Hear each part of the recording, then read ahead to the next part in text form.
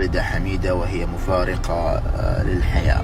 الله يرحمها ويغفر لها يا رب العالمين، ونسأل الله لها الرحمة والمغفرة، وهذا قدر الله وأمر الله المطاع، ونقول لا حول ولا قوة إلا بالله وإنا إليه راجعون.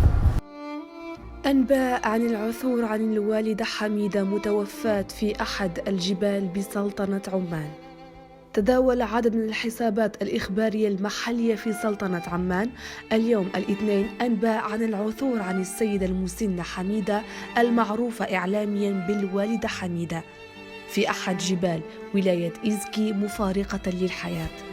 وقد تضاربت الأنباء بشأن حقيقة العثور على الوالدة حميدة ووفاتها، خاصة مع عدم صدور أي بيان رسمي من قبل شرطة عمان بشأن ذلك.